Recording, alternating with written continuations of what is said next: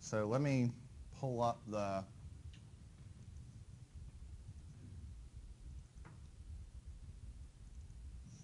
announcements and whatnot.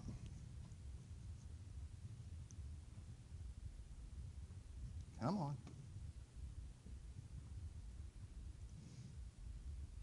Okay, all right. So let's talk a little bit about the schedule moving forward and some housekeeping. So first off, I'm going to get the sign-in sheet started. I don't know if maybe he went to go use the restroom or whatnot, and just leave that there. I have all of your grades updated. Now, I didn't turn on your exam grades like they're invisible, but they're there. So I'll do that after class. But the point I'm making is that your attendance grades, all of your homework grades, and your exam grades are up to date. So if you want a good picture of where you're at in the class now, it's probably a pretty good picture. Although I keep a running total from moving from beginning to end. Homework 4 posted today. Okay, so homework 4 is on geometric properties and on shear and moment diagrams. Unfortunately, for those of you who are not in structural analysis, if you are in structural analysis, you've got one heck of an advantage, because the shear and moment diagrams that we do in here, I'm just going to go ahead and say it, are a lot easier than what we've been doing in structural analysis. So you could probably handle those in your sleep compared to what we've been doing in there. Just spoiler alert for those of you that are in structural analysis, we're only going to be doing graphical approaches in here and the real simple stuff. So it's all going to be pretty basic. We are going to talk a little bit more about geometric properties because we need to talk about the parallel axis theorem today. I do only have one other point I wanted to mention, and just sort of a housekeeping point, but just try and make sure you're here on time. A lot of people didn't come in. We started seeing people trickle in 5-10 minutes late. Make sure you're here on time. And there you go. Again, one other thing also in terms of housekeeping, and let's just make sure that we say this now so that when you look at the syllabus, you don't get any confusion. We're going to have class every day until you get an email that we're not. Okay? So, and I'm going to say this in sort of all my other classes. Like, I'm playing the waiting game probably just as much as everybody else. And I'm sure that there's a few people that were like, well, are we even having class today? The answer is, until you hear differently, we are. Okay, I'll keep you posted. And honestly, you might find out 30 minutes before, oh, we're not having class. But just be patient with me. I'll try and keep you as surprised as I can. So, sound good? All right. Okay, so let's get back to it. These computers are being rather stubborn with me today. Excuse me.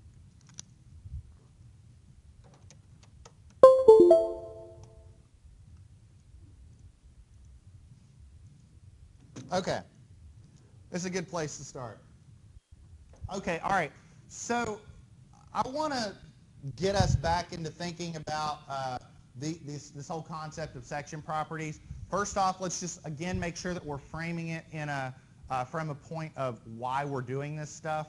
So up until now, we've already been utilizing section properties for some pretty basic stress computations. I mean, how do you determine axial stress for our member subjected to axial load? It's just P over A.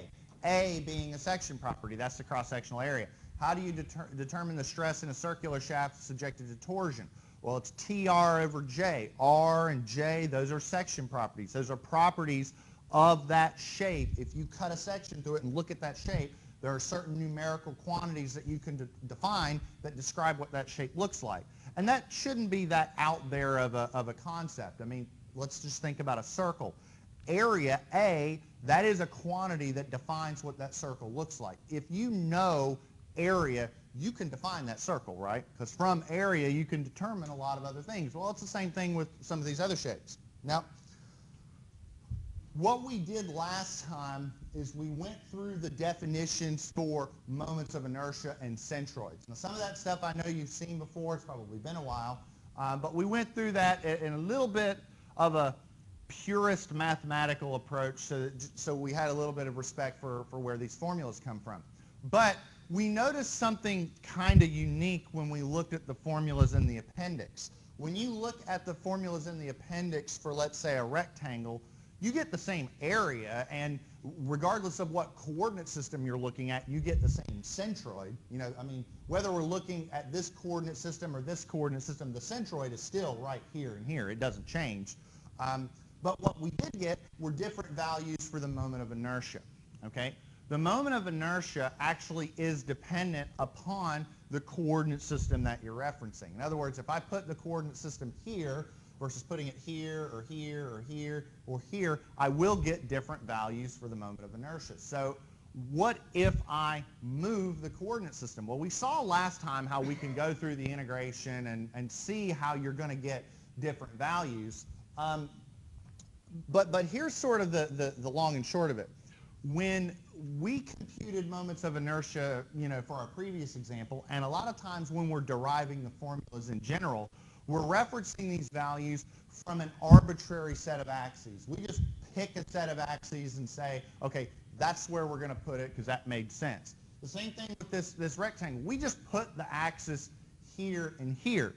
Now, we did that for a reason. When you look at this integral is a lot more complicated than when we did this. It's a lot more complicated, okay? This was easier, but it did not reference that moment of inertia from what I would call an important place. It was just an arbitrary place, okay? Ultimately, our main goal is to reference these values with respect to the centroid, okay? And I don't want to just throw that at you and say, oh, that's just the goal. I want to tell you why, okay? The main reason why is because when you bend something, when you take an element and you bend it, okay, let's say I have a beam and I bend it like that, smiley face, you know, top's in compression, bottom's in tension. Well, when you do that, yeah, the top is in compression, the bottom is in tension, but what about the middle? The middle isn't seeing anything, okay? Whenever you apply bending to a structure, what ends up happening is that wherever the centroid is, you see zero bending stress. And that's the thing we're going to derive later on. So locating the centroid and referencing a section's stiffness with respect to that centroid is really important. Now, instead of having to reintegrate that crazy example we did before, you know, the one with the parabolic spandrel and that weird shape, instead of having to reintegrate that from scratch, what if I can take the values that I've already derived and use them in a little bit more of an easier fashion to reference everything with respect to the centroid? The answer is, can you do that? Yes, you can. And the answer is to use what's called the parallel-axis theorem. Okay? So what we do is this. The idea is that, well, if I wanted to define the moment of inertia, well, how do we define the moment of inertia with respect to the x-axis? The moment of inertia with respect to the x-axis is the integral of y squared, okay? But what if I want to define the moment of inertia with respect to a new axis, you know, a new coordinate system in another location? So we'll call it Ix prime. It's just a new coordinate system. Well, I would propose it's the integral of not y squared, but y plus whatever that difference is, the difference between those two coordinate systems. And so what that d distance is, we're going to define that numerically, and we got a really simple way of calculating it when we do our computations here in a second. But I would propose that integral is not y squared, it's y plus whatever that quantity is squared. Everybody okay with that? Now, all right, what do we do here? Well, I know I got a lot written here on this slide, so let's take it one step at a time, okay? First off, here's my integral, right? Well, what does this quantity squared mean? Well, it means that times that, right? Remember, foiling, front times the front gives you y squared, the outside will give you y dy, and the inside will give you y dy, so we have 2 y dy, and then the last will give you dy squared. So is everybody okay how I went from here to here? Everybody okay with that? Now, is everybody okay how I went from here to here? I just split it up into a bunch of separate integrals. Okay? Now let's take a look at what each of those integrals mean. Okay? This one is the original moment of inertia. Okay? Because that's the integral of y squared dA. That's just x. Plus, okay, what's going on here? Well, that's with respect to the centroid. Well, if our original axes are with respect to the centroid is at 0, 0. So this integral can be eliminated. And as for what's going on here, well, if that's a constant, I pull that out, I have the integral of that. That's just the area, right? So I propose that I could simplify this pretty easily by saying if I have the moment of inertia with respect to one axis, and I want to determine the moment of inertia with respect to another axis, I take that moment of inertia and I add AD squared. A being the area and D being the distance between those two systems. Okay? And that is the heart of the parallel axis theorem. And if it seems like, wow, this is really complicated, I have no idea what you're talking about, Dr. Mike, don't worry. In practice, this is really straightforward and really simple because the hardest part is determining those D distances, and I think you're going to be surprised how incredibly simple it can be if you follow a specific pattern. Don't worry, I'm going to show you that pattern here in a second. Okay, so for composite shapes, and this would be what I would argue is the big slide to sort of highlight. This is the one that we're going to use pretty regularly. This is really sort of our fundamental expression. So the parallel axis theorem states that if you want to determine the moment of inertia of a really funky shape, you take it and you split it up into a bunch of simple shapes like rectangles and triangles and circles and what have you. And we do that because we know what the moments of inertia of those shapes are. For instance, we know the moment of inertia of a rectangle is bh cubed over 12. Well, if you have an I-beam, it's just a bunch of rectangles, okay? So we can split those up into a series of rectangles and determine each of those properties. And in order to determine the moment of inertia of the whole thing, we need three things. We need the moment of inertia of each individual shape, we need the area of the simple shape, and we need D. Now, D is the distance from the centroid of each individual shape to the centroid of the whole bloody thing. Now, I'm going to show you in the next few slides a nice little step-by-step on how to do this. And then if there's any mystery to this process, I think the next example that we do is thoroughly going to eliminate that mystery because it's pretty straightforward. But I'm going to give you a second, so I see a couple people writing this down. I don't want to rush this.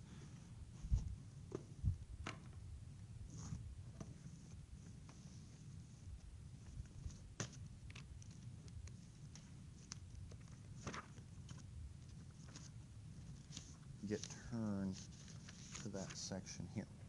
Okay. Does everybody have this, or may I leave it up here for a second? What's that? Oh, no, you're fine, you're fine.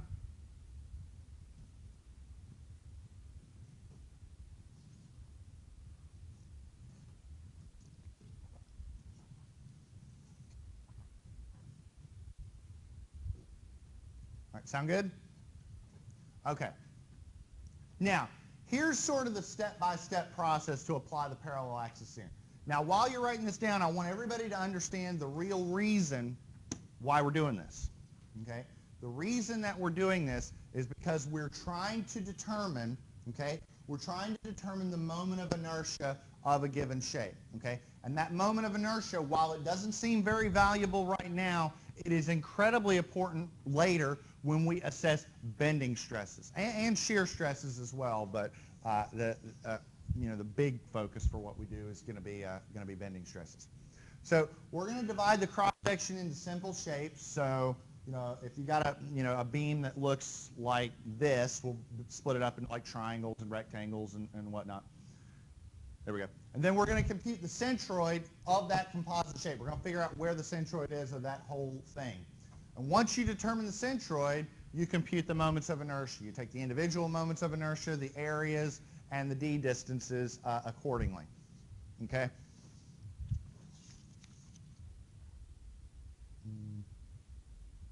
Okay. All right.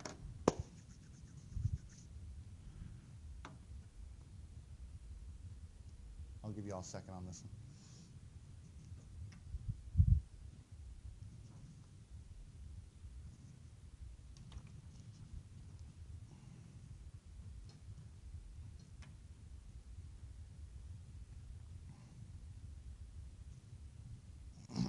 Excuse me.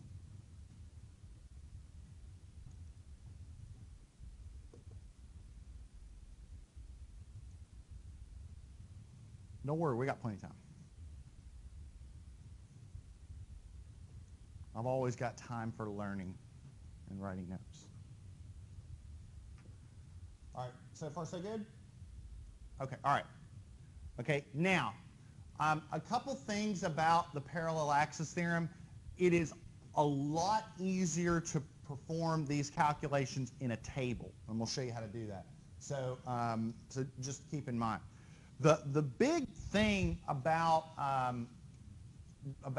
why this process tends to be pretty straightforward is that when you first learn about it, you think that those d values are incredibly difficult to calculate because the definition seems a little weird. It's like, well, those d distances are the distance from the centroid of each little shape to the centroid of the whole thing. Well, that's actually not that bad because there's a straightforward way to compute it.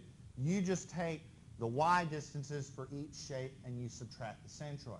Now, one nice thing about the parallel axis theorem is you can take this minus this, or you can take that minus that, and it doesn't matter.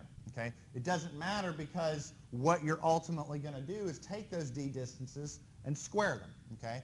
So what's 2 times 2? It's 4. And what's negative 2 times negative 2? It's 4. So it doesn't matter which way you subtract, you're going to get a positive answer in the end anyways. Okay? Does that make sense? So keep that in mind, and ultimately, once this is done, the parallel axis theorem, I'm hoping, is boring. Okay? If it's boring, that means you know what you're doing. Okay? And it should be a rather methodical process. Another thing about the parallel axis theorem, your life gets made a lot easier if you break out the old Microsoft Excel. Okay? You do not need to use Microsoft Excel, which is why I didn't make you bring your laptops today. But I am going to show it to you, so it'll be in the video, so you can hit, pause it if you want to do this at home and whatnot. So I will show you some Excel calcs. All right, let's look at this shape. Okay, so what we're going to do is we're going to compute the centroidal moment of inertia with respect to the x-axis. Okay. So let me explain what that means while you all are drawing this out. Imagine that the shape is like my cell phone, okay? And so I've got the shape oriented like this, okay? So what we're talking about is if I'm bending it this way. I'm not going to bend it too hard because this is my phone and I don't want to break it. But we're talking about bending it this way, so taking it and doing that, okay? If we were talking with respect to, let's say, the y-axis, we might be talking about taking my phone and bending it this way. Now, I don't know about you, but I imagine if I wanted to break my phone, it would be a little easier to bend it like this than it would be to bend it like that, right? That's because in this direction, it has a higher moment of inertia. So if you ever hear we say, well, with respect to the x-axis or the y-axis, it depends on what we're talking about is the direction. Now, when we have it plotted like this, I'm basically saying the centroidal x-axis, like if that's the centroid, we're talking about the moment of inertia bent about that line. Does that make sense? Okay. Now, I don't know about you, but when I look at this shape, I'm thinking that we ought to probably split that up into 4 shapes. Okay? So what I see is I see doing that. Okay? And I see we got a rectangle, a triangle, a semicircle, and then this. This is a circle, but it's a hole. Okay? So some of its quantities are going to be treated as negative. Okay? Bless you. So it's just something to keep in mind. All right? Sound good? All right. Okay. Now, bless you.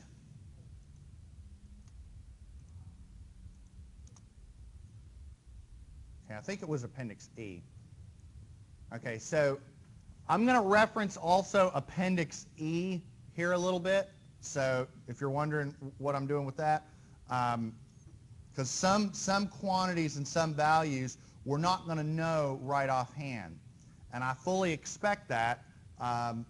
So that's what the appendix is for. Which, by the way, I can already hear this question coming, so I'll go ahead and answer it. If we have an exam, am I going to expect you to put those formulas on your formula sheet? No. Am I going to expect you to memorize them? No. If there are components that you need for the exam on stuff like this, you'll be given them. I'm not going to make you memorize that stuff. It's in the FE reference manual. It's in any textbook. You don't have to memorize this stuff because it's available to you anyway, so don't worry about that. I'm not a memorization guy. Okay. So here's the shape. Okay, so let me see what I can do here with this. So we have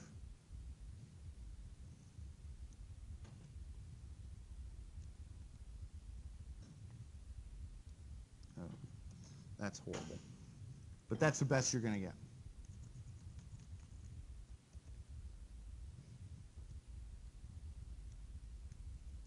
All right.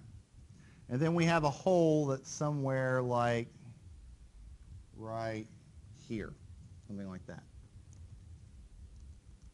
So what I'm going to do is I'm going to split this up into the following shapes. Okay? So help me out. Let's see. This dimension is 4 inches. This is 10 inches. And this is 8 inches.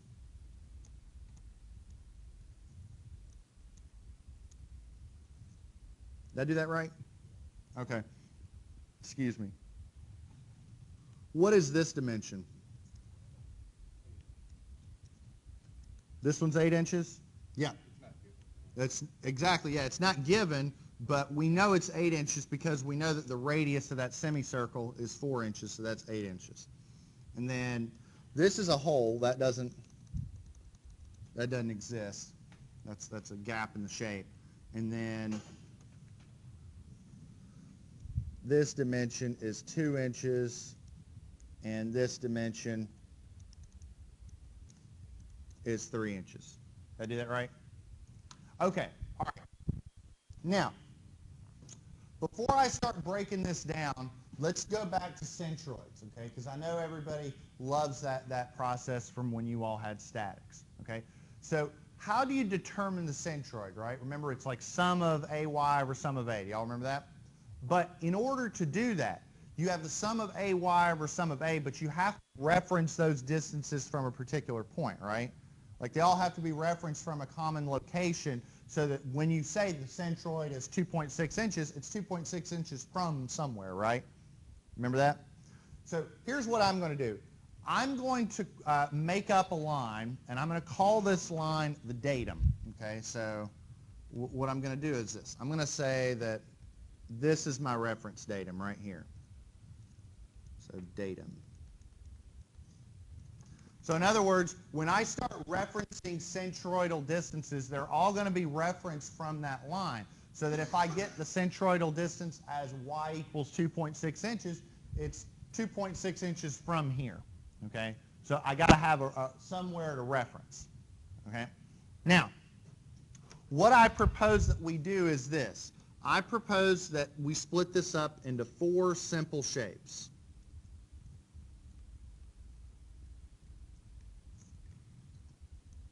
One is our rectangle. 2 is our triangle. 3 is our semicircle. And 4 is our circular hole. Bless you. One thing I am also going to do is this.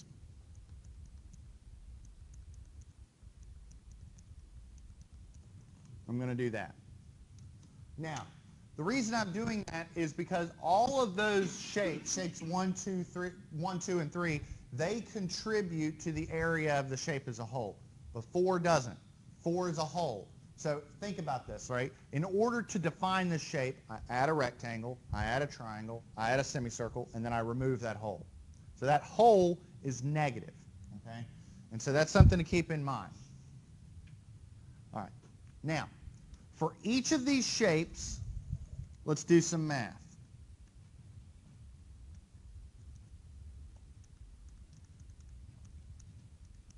Okay, let's take the rectangle, all right? Now, in order to do this, what I'm going to do is over here on the left, I'm going to define that B equals 10 inches and H equals 8 inches, okay? And I'm doing that because when I start writing the formulas, I want to know, like, if I say the area is B times H, I want to know where that comes from. That might seem a little dumb because we all know what the area of a rectangle is. But when you have a semicircle or a triangle or something like that, we want to make sure that we're referencing everything appropriately. Okay? So let's start off with something simple. What is the area of a rectangle if I have B and H? B times H. So that is 10 inches times 8, which is 80 square inches. Everybody okay with that? All right. The centroid, okay? We need to know the centroid. We need to know where the centroid is of this simple shape. How far is this is what I'm asking you. How far is it from the datum to the centroid of that rectangle? What's that? No. No, what were you saying? The 8 inches minus the 3 inches. Well, but that would only give me where the centroid of the hole is. I'm asking where the centroid of the rectangle is. Height over 2, right? It's just, if it's 8 inches tall, it's 4 inches. So, everybody okay with that? All right.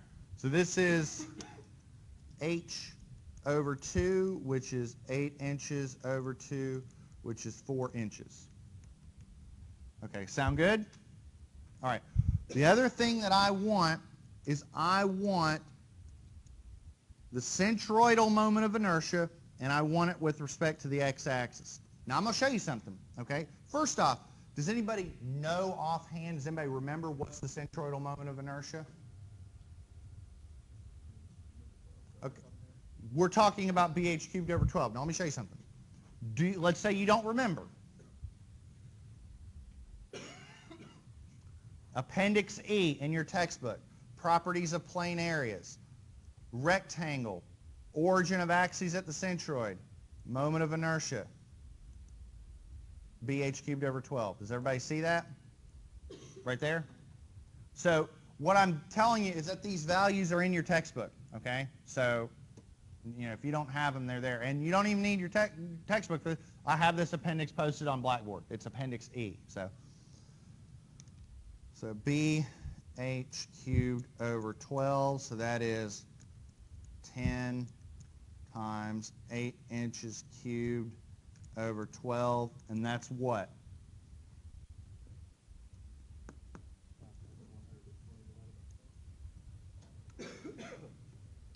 You're better at that than I am. Come on, somebody give me a number. There we go, 426.67. Now, what are the units? Nope. Inches to the fourth.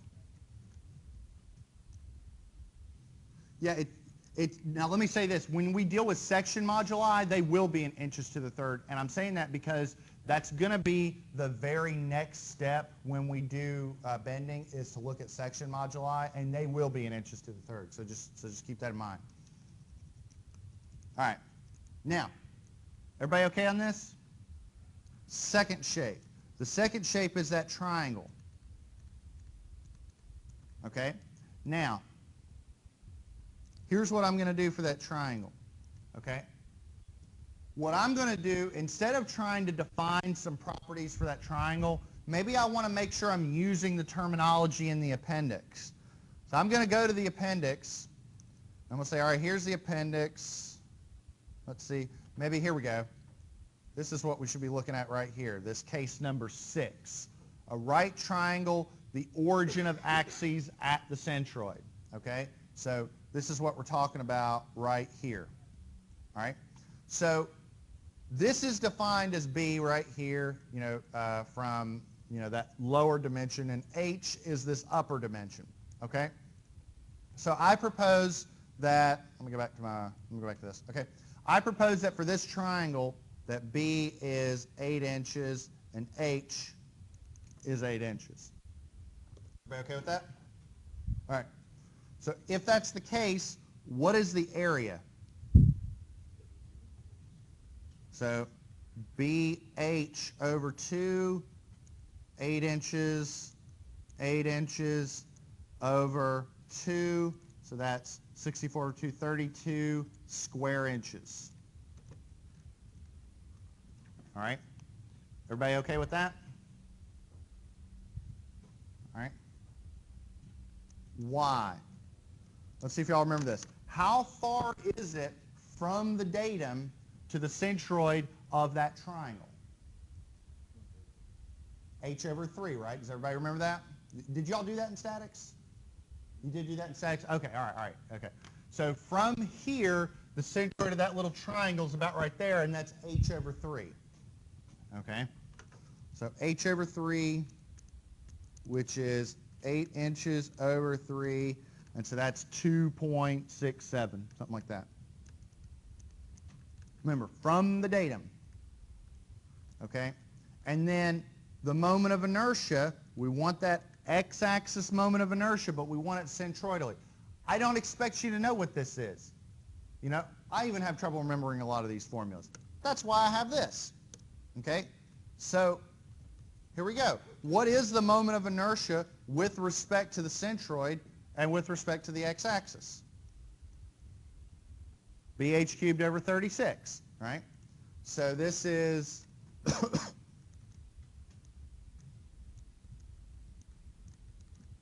that. So we have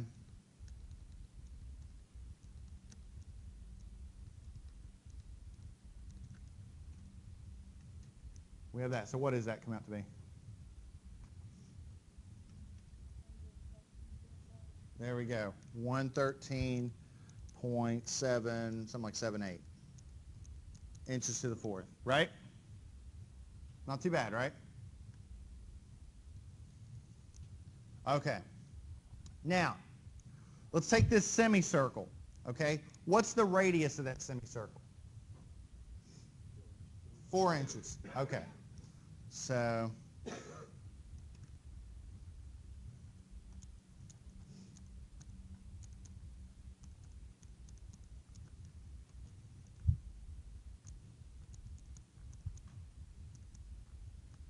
now, let's use a little bit of common sense before we look at the tables, okay?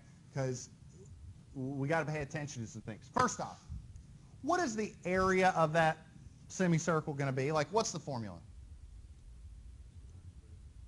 Pi r squared over 2, right? We shouldn't need the appendix to pull that out, right?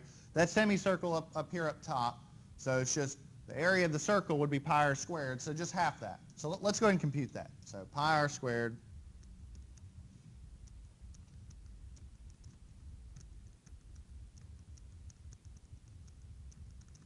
and what does that come out to be?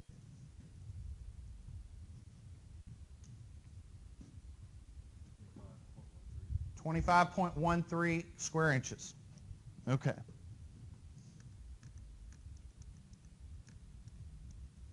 Okay. Let's talk about the y distance. How far is it from the datum to the centroid of this? It's 4 inches, right? Just that far, right? We're not talking about how far is it from here to here. That one's a little weird. It ends up being like 4/3 or 4r over 3 pi. Like it's a weird value. Okay, but from this direction, it's just 4. Okay, so all I'm going to say is that y is r, which is 4 inches. Now, everybody okay with that? Now, here's where you got to put your thinking cap on.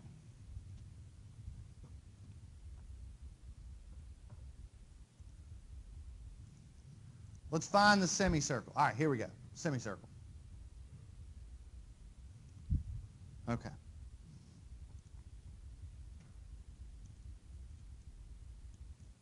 All right.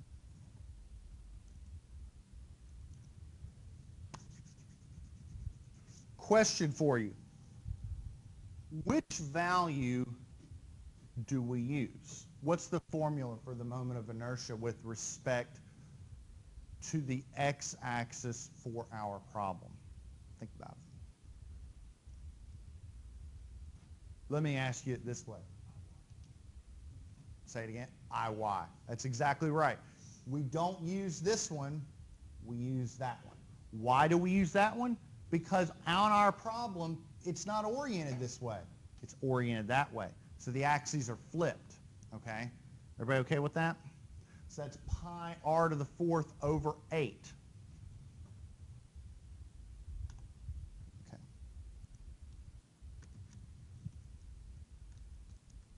Nope, I need to put...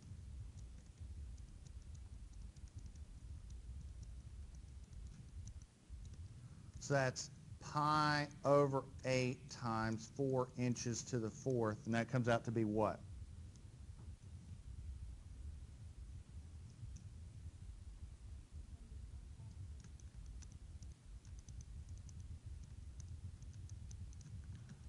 All right. Second on those? Okay, all right. The reason why I'm harping on that is because you will have examples where this says IX, but you need to use IY and vice versa. Pay attention. Don't just like blindly pull the formulas out because it's very easy to get the wrong one. And that's where you got to put your thinking cap on and make sure that you're aware of what's going on. All right. Sound good? All right. I don't feel like occupying another sheet for this, so I'm going to sort of like block me off a little section right here, and we'll say 4, say this is the circular hole. All right, so we know that the radius of this hole is what? What did it say in the problem? So that was a 3-inch diameter hole, so what's the radius? 1.5 inches. Okay, so in that instance, we know that the area is pi r, whoop, ahead of myself, is pi r squared, which is pi, or if you want to do pi d squared over 4, that's fine. All right, and what does that come out to be?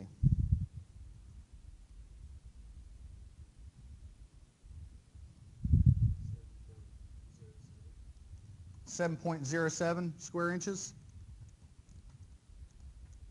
All right. Where is y? How far is it from here to there? 8 minus 3 inches, so 5 inches. Is everybody okay with that? All right. So 8 minus 3, which is 5. And the last one, the moment of inertia. Now, here's the circle, okay? Which value do we use, IX or IY?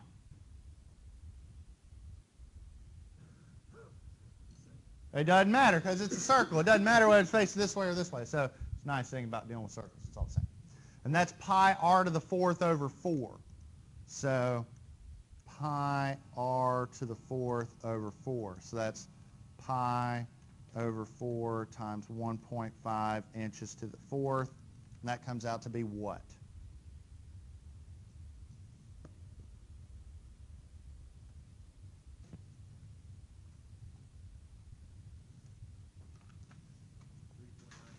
$3.98. Do I have a second on that? Okay, all right. So, does everybody have all these values? Everybody got all this? Okay. Now, we're going to set this up in a table. Now, you all are taking notes. I'm going to tell you this right now. This is going to be a long table, okay? In fact, it's going to have like 7 columns. So, whatever you need to do to draw that out, just be aware of that. We will here in the table. We don't have to worry about it right now, but we will. All right. Everybody got this? Okay. Okay. We'll say parallel axis theorem.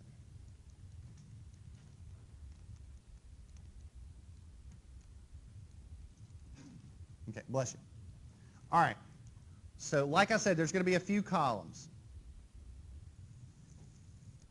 All right.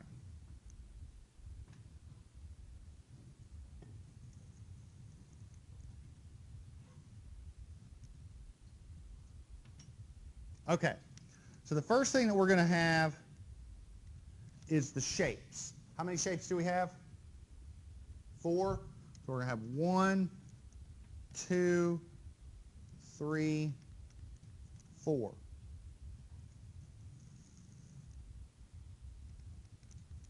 And we're going to put the sums down here.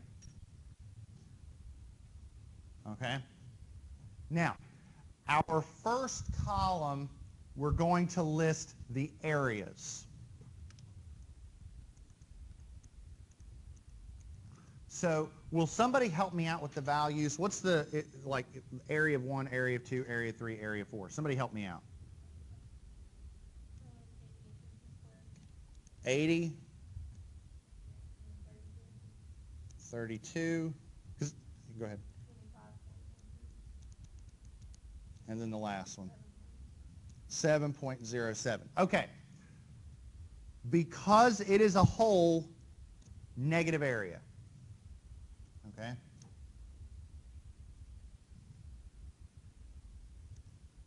Boom. Excellent. Simple. All right? Next column, the y distances. Okay, the y distances. All right, so y for 1, y for 2, y for 3, y for 4. Somebody help me out. List those off for me. 4. 2.67. 4. 5. For that last one, the distance remains positive because it's still 5 inches away. Like it's not negative because the hole is, I mean, the area is negative, so we take that accordingly, but it's still 5 inches up. It would only be negative if we went down on the datum, like all the other distances were measured upwards. Okay. The next column is AY. Okay? So I think you can probably see where this is coming because what we're doing is we're computing the centroid. Okay? So what I'm going to do is I'm going to say this times this, this times this, this times this, this times this. So I'll do the first one. So the first one is 80 times 4, which is 320. Okay? What are the next ones?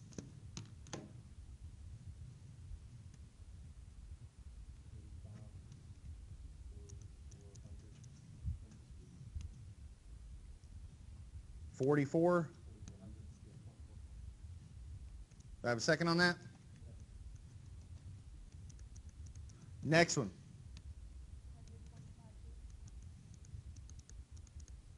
Next one should be 35 and something.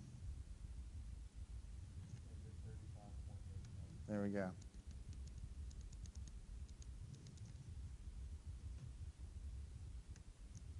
Simple, right? Okay. Now, here's what I want you to do. I want you to sum up that column, sum up that column. I think you can probably see where this is going because we're doing a centroid. Sum of AY over sum of A. So, somebody, the areas, sum up the areas, tell me what you get. 130.06. And what about the AYs? Somebody else.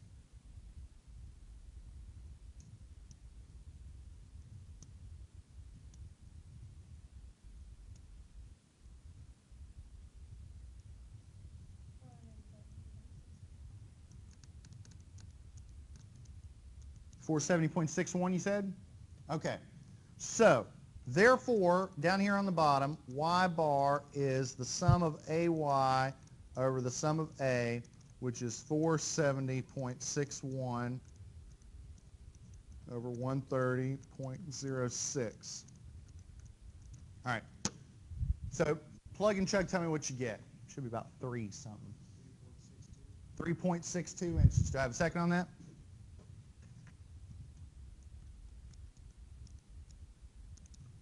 Okay, all right. So remember, what does that mean? Here's our datum. go up 3.62 inches, and there's the centroid. Right? Everybody okay with that? Okay. Now,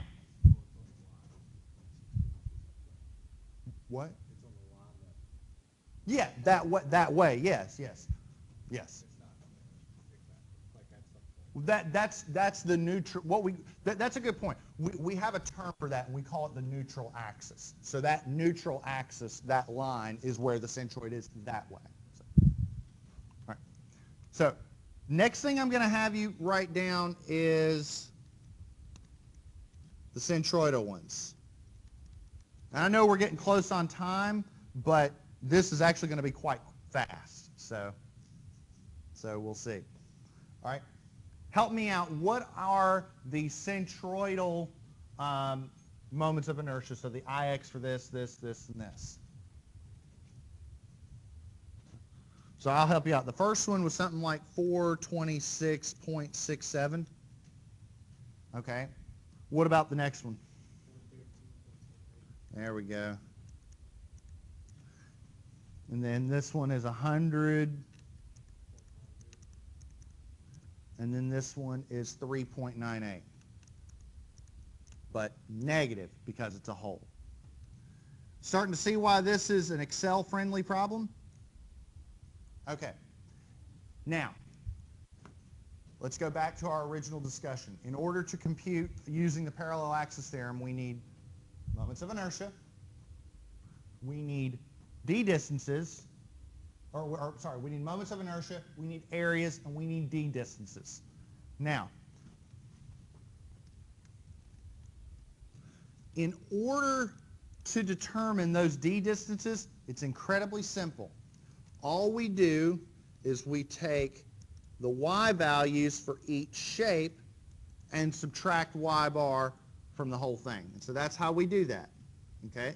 So, for the first one, so here's how it's going to work. We're going to take 4 minus this minus this, this minus this, this minus this.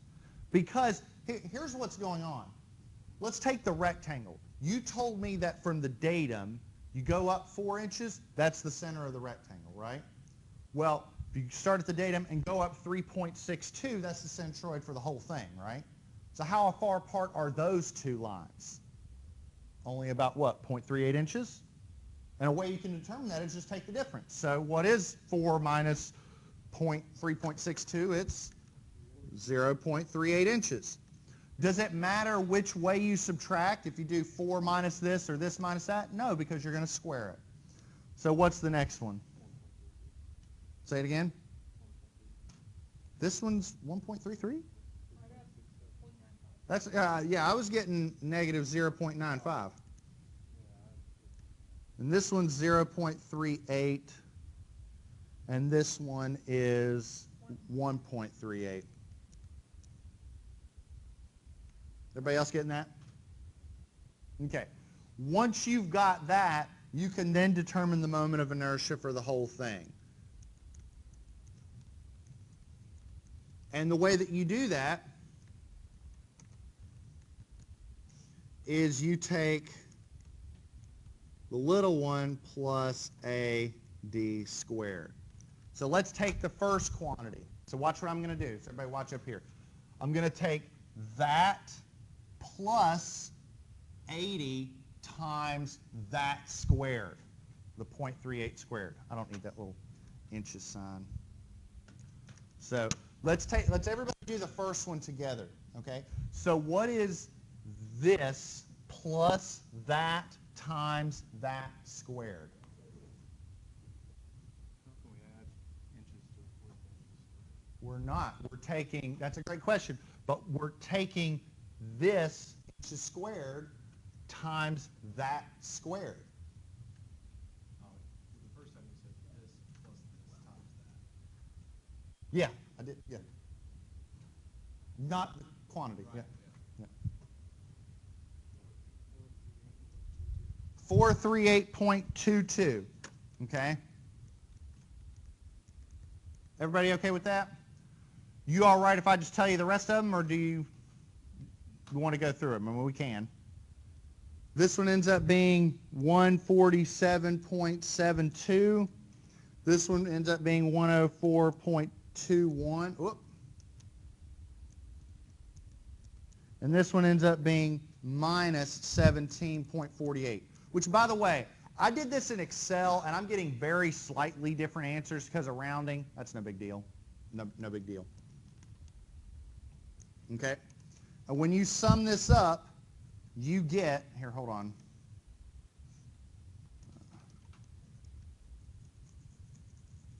Don't need all that.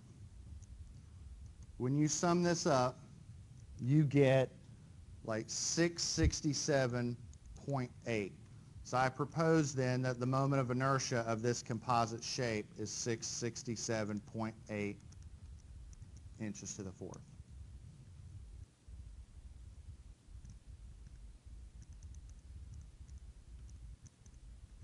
Now, the only thing I'll say about this is I can imagine that right now you're probably like, who cares? Like, it's a moment of inertia, I really don't care.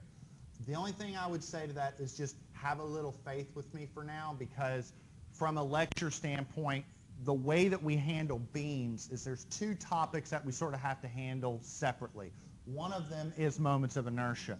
The other is shear and moment diagrams. And taking those topics and combining them together, you'll see where bending stresses are going to come into play. But this is one of those topics that takes a little bit of background before you can actually get into it. So we'll get there. Just give it some time.